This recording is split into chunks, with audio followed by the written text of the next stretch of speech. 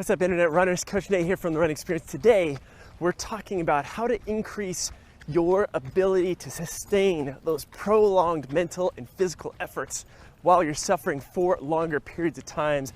And there's no better way to do that than to get into the tempo run. I'm going to share with you where I run myself, some of the very workouts I'm doing right now to increase my running game. Let's dig in. The tempo run is a great tool even if you're brand new. You don't need any fancy heart rate monitor or GPS tracker device to do it. All you just need is a watch, the ability to track time, and really the desire to push your comfort zone and push your edges a little bit. Just running at those sustained effort levels just above what you're normally used to doing. That's really what we're going for in this tempo run. I personally do them every week on average with some rest breaks in there. But in the next clip, I'm going to get more into the details of how you can set this up for yourself and how you can start slicing up your own tempo runs, even if you're not in a training plan or you're not training for any race. Now, if you happen to be in a training program like one of ours in the Run Experience, you're going to see tempo runs on your schedule, and they're going to be periodized and progressive and specific to your race and your race goals. But again, I'm not training for a race right now, and I still want to get some hard runs in. So I like to take about 30 minutes of tempo running and slice it up different ways. Honestly, I will choose what I'm going to do in the actual warm-up of my run, just depending on how I'm feeling. But I like to start, as I said, with that 30 minutes of total time. And I like this amount of time because I feel like I'm able to get some solid work anywhere between that half marathon, the 10K, to that 5K effort. And that just gives me some range. So say I do want to jump into a 5K or 10K race, or maybe I want to start training for a half marathon in a little bit. I have a little bit of a head start in that respect, and I'm not starting from nothing. And plus, you know, running slow is fun every once in a while, but it's kind of boring. It's fun to kind of push yourself every once in a while. So the next thing I'm going to talk about how I slice these things up, and I'm actually even going to share some of the workouts I've done over the last couple months so you can see why I chose them, how I attacked them, and give some very tangible ways for you to do this too.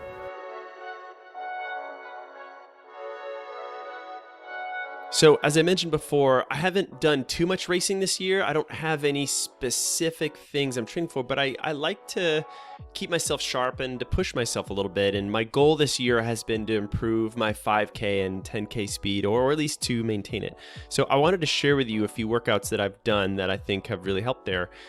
Let's start with this workout I did on August 19th this year, a 3 by 10 minute tempo effort, finished with some striders. Now, with the tempo, I don't really run with a heart rate or a pace in mind. I usually run on feel based on Monday mornings. So this is the course I ran. This is like a kind of a normal route that I run a lot in the Bay. Very, very flat, sometimes a little wind, one direction or another, a mix on, you know, some dirt paths and some pavement. You can kind of see the general effort. I find the Polar gives me a little bit more specifics in terms of like where my efforts actually are. So if I look down here, I can see first one averaged about 6:52 pace. This was sometimes when I'm warming up, it takes me a minute or two.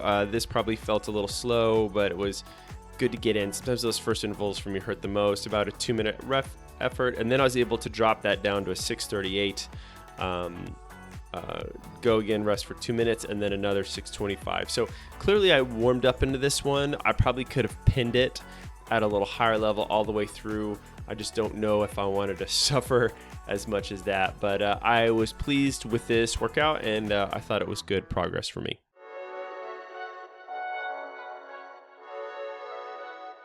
Okay, another one I did is a 2 by 15 minutes effort. Again, holding on to that roughly 30 minutes of work, which I feel like I can just get a lot of work done in 50 minutes to an hour. Again, working on the tempo. So 2 longer pieces as opposed to the 3 by 10. I like this just for focus. Can I mentally grind it out for that 15 minutes and just settle into something that, you know, feels relaxed, but I can push. And again, I really like effort on this. The first 3 to 5 minutes especially shouldn't feel like I'm pushing too much. I'm just settling in. And then really what gets hard for me on this one is like the last, you know, 7 minutes, 5 minutes, where I'm just really trying to suffer. And if I feel like I can turn it up a little bit, lift that pace a little bit the last few minutes, I will do so. I don't have a polar file for this. I think for whatever reason my watch wasn't working. But you can see that I'm just kind of roughly lifting that pace a little bit here. This one is a little spikier. I got a lot of turns. You can kind of see where my little blue dot is. A lot of turns around through here. There's a little bit of a hill before I come back. But I think this was just a little bit faster than the first, which is always the game. And you can see, hey, PR on some different sections of the road, which is cool. So I will take that as well.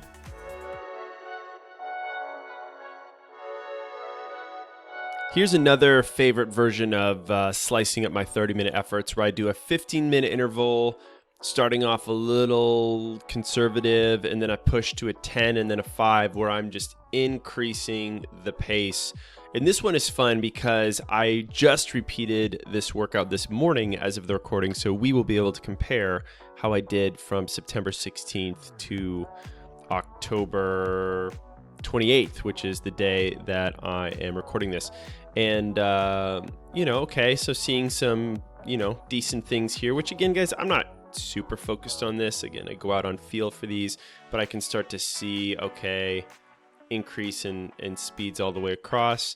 And then again, I like the polar because I can look at my laps and see, hey, where was I at here? That 15-minute piece averaged about 6:43. 2 minutes. That 10-minute piece, I went down to 6:23. And then finally for that 5-minute piece, it was about 5:58. So nice descending of pace. I think I am a little conservative on these 15 minutes because I really treat this as a hard warm-up for the 10 and the 5. And I always like to finish strong there, if you know what I mean.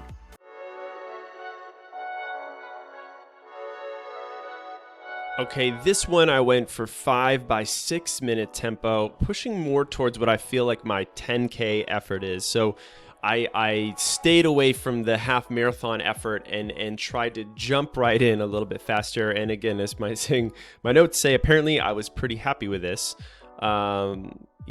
Little PR things, which are always kind of fun. You can kind of see my efforts across the way, decently uniform, good little push at the end. And then digging into my polar data, I can see this a little bit better. Heart rate consistent building across the way. And then, here's my pace. So first one came out at 6:17 average. And again, guys, I'm on the open road. Sometimes they're a little uphill and downhill. So I try to go again on effort, making sure I'm even with a little bit of a strong finish. The next one is 6:22. So kind of right in the same ballpark for me. I'll take that if I'm within 5 seconds. 6:28, yikes, this looks like I'm slowing down a little bit. Maybe I'm just settling into my gears. And then finally, I have a 6:11 and a 6:09. So maybe I went out a little hot on that first one. And of course, I would have loved to see the reverse of this, 28, 22, and 17. But hey, let's just say there's a little headwind on some of those sections, and that's what got me going. But I like the 5 by 6 minutes, a little harder, even though the intervals were shorter. It's just like holding your handle, your hand closer to that flame. Can you just grit it out? And man, if you're going long enough, 6 minutes is tough.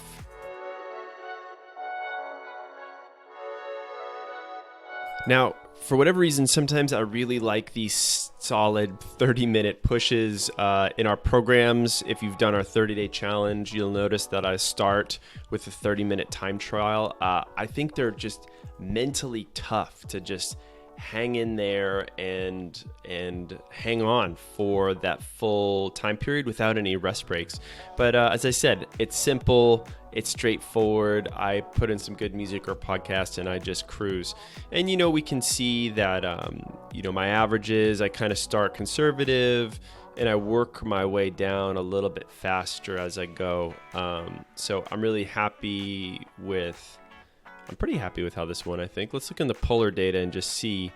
Now, this one is just one long interval, so the average speed is 6:33. So I'm like, okay, that's pretty good.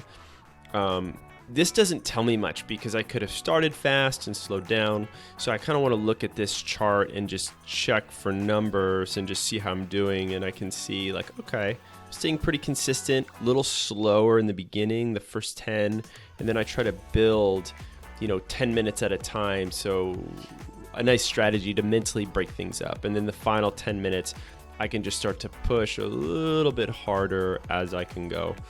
But yeah, that is my 10-minute snapshot, or my 30-minute snapshot.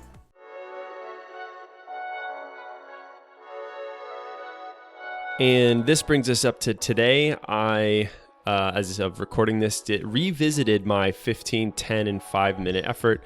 And guys, again, like the whole purpose of this is rotating through different variations based on how I'm feeling. I didn't know I was going to do this until I started running and was like, I feel like doing this workout again. Similar terrain. This is kind of my, easy, no nonsense, beautiful to watch the sunrise along the bay, run out to Hopper's Hands and Golden Gate Bridge, which is always really cool. And you can see my cool little photo that I nabbed. It's getting a little dark out there. But had some fun with it. And then I can look on the polar data and see how I did. And this is fun because I did this workout earlier, so we can actually compare and see how I did. I actually haven't compared these two workouts. So first one, 15 minutes, I hit at 6:40 pace. I felt really good this morning. I felt fresh, decently restful weekend, so I had some extra snap in the legs. In the 10 minutes, I went 6:16 pace and then finished at about 5:59. So a good little progression. Why don't we compare just to see what this looks like? So when I did this one right here, I had the same 15, 10, and 5. So this one I averaged 6:43. So I'll bring these next to each other. So my first one here, this one was 6:41. This one 6:43, so pretty darn close. This is now I'm getting all confused. Okay, this is September 16th, and then this one is my most recent one, October 28th.